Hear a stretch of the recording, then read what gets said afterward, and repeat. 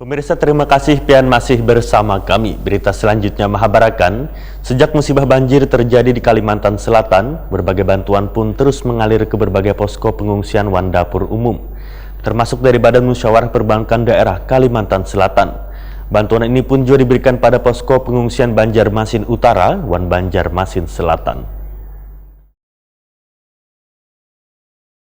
Sejak musibah banjir terjadi di Kalimantan Selatan, berbagai bantuan pun terus mengalir ke berbagai posko pengungsian Wan Dapur Umum, termasuk dari Badan Musyawarah Perbankan Daerah Kalimantan Selatan. Bantuan sembako, obat-obatan, serta pakaian diserahkan Kepala Badan Musyawarah Perbankan Daerah Kalimantan Selatan, Amandison Sembiring, kepada Wali Kota Banjarmasin Ibnu Sina di posko pengungsian di kantor Kecamatan Banjarmasin Timur jelang tengah hari Kamis 21 Januari 2021. Bantuan ini pun juga diberikan pada posko pengungsian Banjarmasin Utara Wan Banjarmasin Selatan. Kepala Badan Musyawarah Perbankan Daerah Kalimantan Selatan Amandison Sembiring, Wetakuni Prima TV memandahkan, bantuan berupa sembako, obat-obatan, jua pakaian ini adalah sebagai wujud partisipasi dari perbankan daerah untuk meringankan warga Banjarmasin yang terdampak banjir.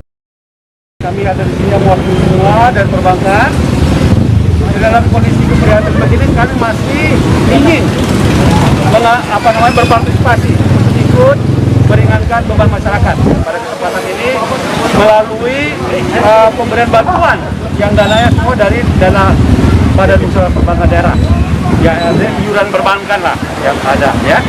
Bantuannya apa saja, Pak? Kenapa? Bantuannya apa saja yang diberikan? Bantuannya ada jenis pakaian, jenis sembako, dan obat-obatan, ya. Ya. Ini untuk Banjarmasin Timur, Pak, atau untuk semua kecamatan? Ini ada 5, Pak.